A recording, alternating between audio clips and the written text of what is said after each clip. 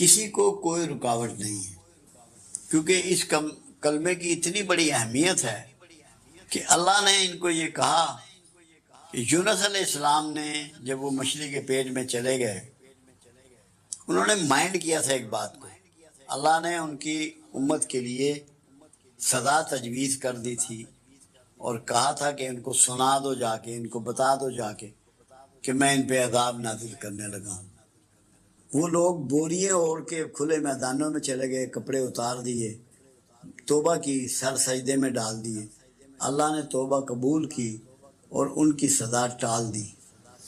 جب سزا ٹالی اور کہا یونس علیہ السلام سے کہ لوگوں کو بتا دو، تو انہوں نے دل میں اس کو محسوس کیا کہ لوگ مجھے جھوٹا نبی سمجھنے لگ پڑیں گے، تو اللہ نے ان کو مچھلی کے پیٹ میں پہنچا دیا۔ مگر اللہ کی سنت یہ ہے، جیسے اللہ نے توبہ آدم کو سکھائی، ایسے ہی توبہ یونس کو سکھائی۔ یہ اللہ کی سنت ہے، یہ اللہ کا طریقہ ہے، کیونکہ قبول تو کرنا چاہتا ہے، اسے پتہ ہے میرا پیغمبر ہے، کوئی اتنی بڑی پنشمنٹ نہیں اس نے اس کو دینی۔ تو کیا دعا سکھائی؟ لا الہ الا انت سبحانک انی کنت من الظالمین۔ اے اللہ تو ہی عبادت کے قابل ہے اور تو ہی پاک اور بے عیب ہے، بے شک میں ظالموں میں سے ہوں۔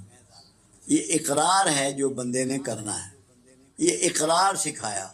اس اقرار کے بدولت قرآن نے کہا یونس تا قیامت مچھلی کے پیٹ میں رہتا اگر ذکر والوں میں نہ ہوتا۔ تو ذکر والے کون ہوئے؟ جو آیت کریمہ پڑھیں گے، جو اپنے گناہوں کا، اپنی خطاؤں کا اقرار کریں گے، اللہ کی پاکی کا، اللہ کے الہ ہونے کا اقرار کریں گے، جس کے صدقے میں اللہ نے مچھلی سے کہا کہ اس کو اگل دے، اور اس نے کنارے پہ ڈال دیا یونس علیہ السلام کو۔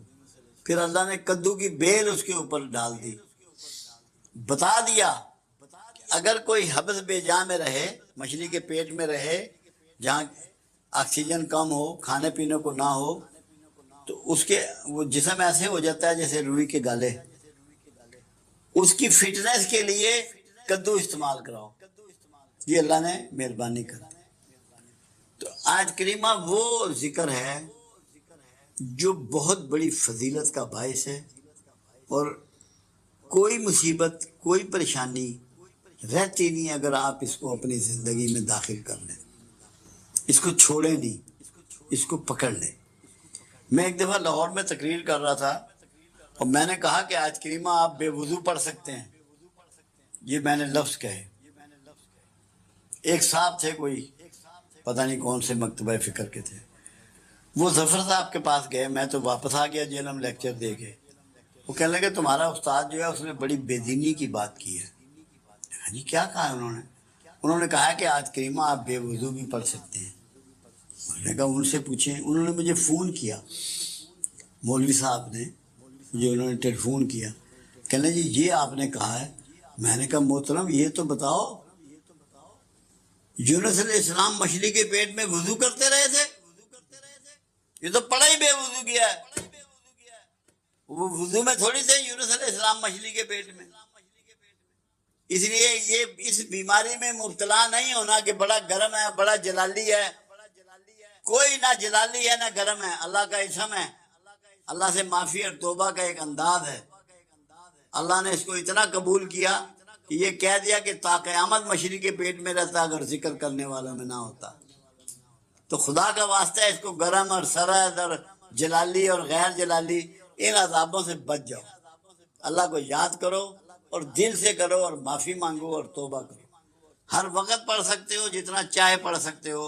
یہ کلمہ نجات دینے والا ہے، مصیبتوں سے بچانے والا ہے۔ رحمت کا سب سے بڑا ثبوت کیا ہے؟ دو باتیں کہی گئی جو حدیث مبارکہ میں ہیں۔ اللہ جب کسی پر رحمت کا ارادہ کرتا ہے تو اس کی آنکھ اس پر کھول دیتا ہے۔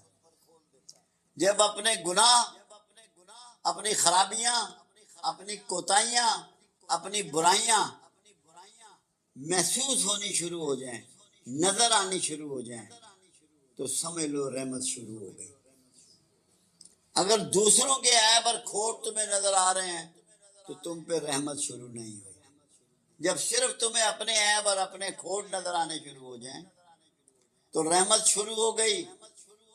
اللہ نے کرم کر دیا کہ تمہاری آنکھ تم پہ کھول دی، تم نے اپنا احتساب شروع کر دیا. یعنی کہ سیلف مانیٹرنگ جو ہے، خود احتسابی جو ہے، یہ رحمت کی بنیادی علامت ہے. دوسری بات جو کہی گئی، اللہ جب کسی پہ رحمت کا ارادہ کرتا ہے اسے دین کی سمجھ عطا کر دیتا ہے. جب دین تمہیں سمجھ میں آنا شروع ہو جائے تب بھی رحمت ہو گئی. اور تیسری بات یہ ہے، جب تمہاری طبیعت میں رحمت عود کر آتی ہے، تمہیں دوسروں پہ رحم آنا شروع ہو جاتا ہے، دوسروں سے ہمدردی شروع ہو جاتی ہے، دکھی کا دکھ محسوس ہونا شروع ہو جاتا ہے، پریشان کی پریشانی تمہیں پریشان کرنا شروع کرتی ہے، یہ بھی اس بات کی علامت ہے کہ تم پہ رحمت شروع ہو گئی. جب تمہارا دل اللہ تللے عیاشی اور فحش میں لگنا بند ہو جائے، تمہارے دھیان میں ادھر نہ جائے، تمہیں ٹی وی اچھا نہ لگے کہ کیا پروگرام دیکھنے، کیا ڈرامہ دیکھنا، چھوڑو پرے، گانے اچھے نہ لگیں، فوش محفلیں اچھی نہ لگیں، لافزنی اچھی نہ لگے، جوا اچھا نہ لگے، شراب اچھی نہ لگے، بدکاری اچھی نہ لگے، یہ بھی علامت ہوتی ہے کہ تم پہ رحمت شروع ہو گئی. دوستوں میں تخصیص کر لو، برے سنگیوں کو چھوڑ دو، اچھے سنگیوں میں بیٹھنا شروع کر دو، اچھی محفل میں بیٹھنا شروع کر دو، اچھی کتابوں کا مطالعہ شروع کر دو، مسجد میں تمہارا دل لگنا شروع ہو جائے تو سمجھو رحمت شروع ہو گئی. بیوی بچوں کا احساس کرنا شروع کر دو، ان کے حقوق پامال نہ کرو، پڑوسیوں کا دھیان کرنا شروع کر دو، بڑوں کی عزت شروع کر دو، بچوں سے محبت شروع کر دو تو رحمت شروع ہو گئی. یہ ساری علامتیں ہیں رحمت کی، کہ تمہارا رویہ مہربان انسان کا ہو جائے، ہمدرد انسان کا ہو جائے، مخلص انسان کا ہو جائے تو سمجھو تم پہ رحمت شروع ہو گئی. یہ ساری باتیں رحمت کی نشاندہی کر رہی ہیں.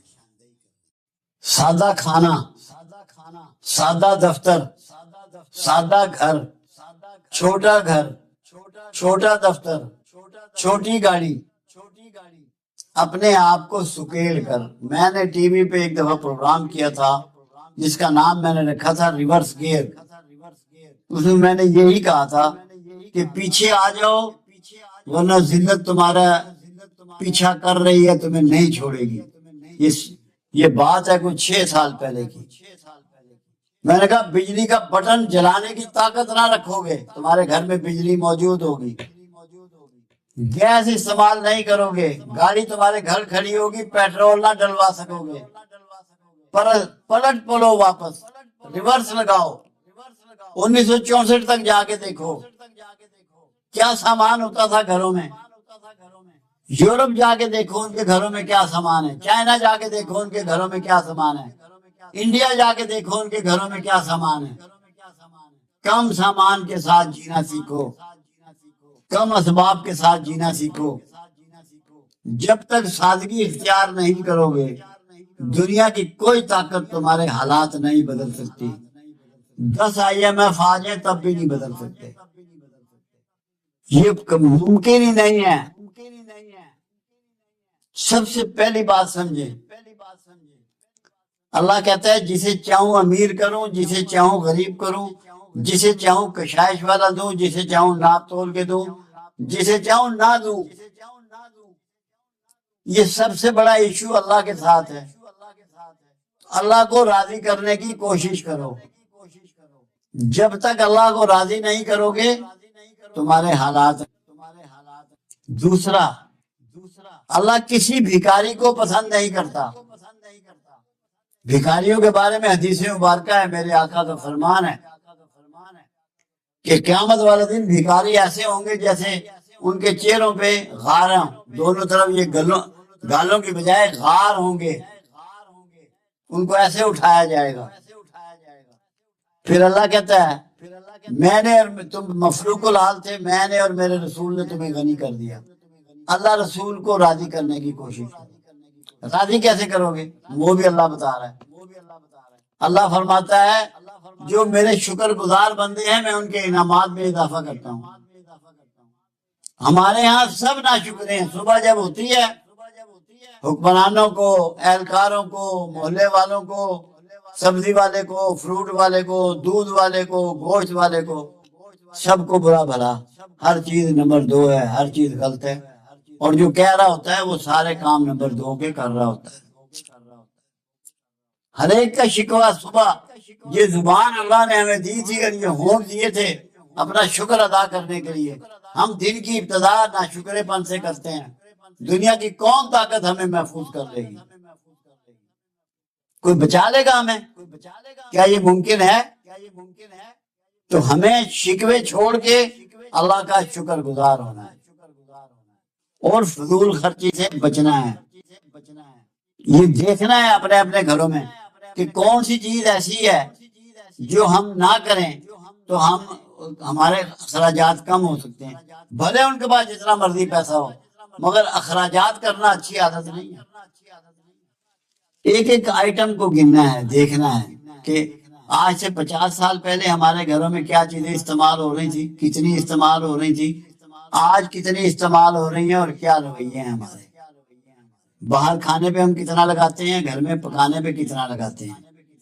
ہر چیز کو دیکھنا ہے، بھالنا ہے، اس کی بجٹنگ کرنی ہے،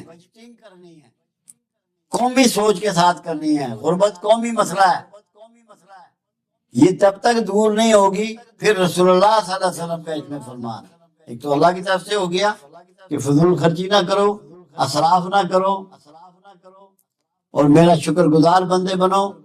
رزق کی تقسیم میرے ذمہ ہے. رسول اللہ صلی اللہ علیہ وسلم کا ایک فرمان ہے مبارک ہے، جس نے میانہ روی اختیار کی وہ کبھی مفلس نہیں ہوگا. کملی والے کا فرمان ہے، میانہ روی کو پکڑ لو، میانہ رو کبھی مفلس نہیں ہوگا. تو ہم مفلس ہیں. اور دوسری بات، اللہ کے علاوہ کوئی غریبی کسی کی دور کر سکتا ہے؟ انٹرنیشنل سسٹم نے کتنے ملکوں کی غریبی دور کی ہے، کتنے لوگوں کی غریبی دور کی ہے؟ کوئی ریکارڈ ہے، کوئی مثال ہے کسی کے پاس؟ آپ نے اپنی غریبی خود دور کرنی ہے. ایک طریقہ یہ اللہ کی شکر گزاری کے ساتھ، اللہ سے پناہ مانگنے کے ساتھ، اللہ سے دعاؤں کے ساتھ، اللہ کی فرما برداری کے ساتھ. رسول اللہ صلی اللہ علیہ وسلم کی زندگی جو گزاری انفرادی اور اجتماعی، اس کی روشنی میں، اس کی ہدایت میں، اس کی ٹیچنگ میں، اس کے ساتھ پھر بھیک سے نفرت کرتے ہوئے، وہ لباس ہمیں نہیں چاہیے جو بھیک سے ملے، وہ بڑا گھر نہیں چاہیے جو بھیک سے ملے. بھیک سے نفرت کرنی. انسانی عزت نفس کے لیے جو سب سے ظالم چیز ہے، بری چیز ہے، وہ بھیک ہے. ہم ایک کس طرح نکل سکتے ہیں؟ پہلے نمبر پہ اسراف سے بچ کر. دوسرے نمبر پر اب آپ دیکھیں، میں آپ کو ایک مثال دیتا ہوں تاکہ آپ کو بات سمجھ میں آئے. ماؤ چائنا کا لیڈر، انقلاب کا لیڈر، ان سے کسی صحافی نے سوال کیا کہ آپ کا کوئی پرابلم ہے، کوئی مسئلہ ہے؟ کہا جی ایک بہت بڑا مسئلہ ہے. کہا کیا مسئلہ ہے؟ کہ ہمارے پاس کام زیادہ ہے، افراد کم ہیں. جو دنیا کی سب سے بڑی پاپولیشن ہے، کام زیادہ ہے، افراد کم ہیں. تو مقصد کیا ہوا؟ ہر فرد کو کام پہ لگا دو. اگر ہر فرد کام پہ لگ جائے اور کوئی مشکل نہیں ہے معاشرے کے لیے اور اسٹیٹ کے لیے. دوسری چیز آپ کے پاس وافر ہے، آبادی آپ کی 62% نوجوانوں کی ہے، ریٹائرڈ لوگوں کی نہیں ہے. یہ جاپان نہیں ہے کہ جہاں ریٹائرڈ لوگوں کی زندگی ہے، پاکستان ہے، یہاں 62% نوجوان ہیں. اور زمین آپ کی بے شمار ہے. سارے نوجوانوں کو زمین کو آباد کرنے پہ لگا دو. اشتمال اراضی کے پروگرام بنا لو. مجبور کر دو ذمہ دار کو جس کی زمین ہے کہ اگر تیری زمین بے آباد ہوگی تو گورنمنٹ اس کو لے لے گی، ہائر کر لے گی. نوجوانوں کو یہ بتا دو کہ پاکستان کا کوئی سڑک ایسی نہ ہو جس کی سائڈیں کچی ہوں، وہ آباد کرنی ہے، کھیت آباد کرنے ہیں. پہاڑوں کو مسمار کر کے ان کو ہموار کر کے آباد کرنا ہے۔ ایگریکلچر ملک بن کے دکھا دو، ہر نوجوان کو استعمال کرو۔ میں چائنا کی ڈاکومنٹری دیکھتا ہوں، اشش کرتا ہوں، عورتیں، مرد، بچے، بوڑھے، جوان اپنے اپنے حصے کا سب کام کر رہے ہیں۔ یہ قسم کھا لو کہ ہم نے کسی کے مال پہ زندہ نہیں رہنا، ہم نے اپنے حصے کا کام کرنا ہے، اپنے آپ کو 24 گھنٹے جتا ہوا رکھنا ہے تاکہ قوم کی حالات سمجھ جائیں۔ قرضوں سے 78 سال میری عمر ہو گئی ہے، ابھی تک ہم قرضے ہی دیکھ رہے ہیں، قرضوں سے قوم نکلی نہیں۔ جب تک کام نہیں کرو گے، خود غیرت نہیں کرو گے، تمہیں کوئی نہیں نکال سکتا۔ ایک فارمولہ ماؤ نے دیا کہ جتنی آبادی ہے، جتنے لوگ ہیں، ان سب کو سکل انسکل دونوں طرح کے کام موجود ہیں، معاشرے میں، مملکت میں موجود ہیں۔ ہر بندے کو کام پہ لگا دو، ویلے بندے کو برداشت نہ کرے قوم کسی شکل میں، ویلا کھیت برداشت نہ کرے، ہر حال میں کھیت آباد ہو۔ اور ایک فارمولہ کبیر داس نے دیا امیر ہونے کا، غربت سے نکلنے کا۔ ایک تو ماؤ نے دیا، پہلے اللہ نے دیا، اس کے رسول نے دیا، پھر میں نے ماؤ کو کوٹ کیا۔ اب کبیر داس، جیسے چائنا میں کنفیوشس ہوا ہے، ایسے انڈیا میں کبیر داس ہوا ہے۔ ہمیں نہیں معلوم کہ وہ پیغمبروں میں سے تھا یا پیغمبروں میں سے نہیں تھا، مگر جو اس کی سیئنگ ہے وہ کمال کی ہے۔ کبیر داس کہتا ہے جو امیر ہوا بچا کر ہوا، کما کر نہیں ہوا۔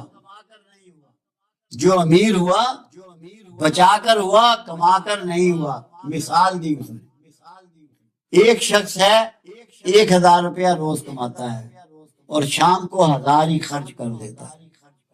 اس کے مقابلے میں دوسرا شخص ہے، وہ 500 روپے روز کماتا ہے، اس میں سے 20 روپے بچاتا ہے۔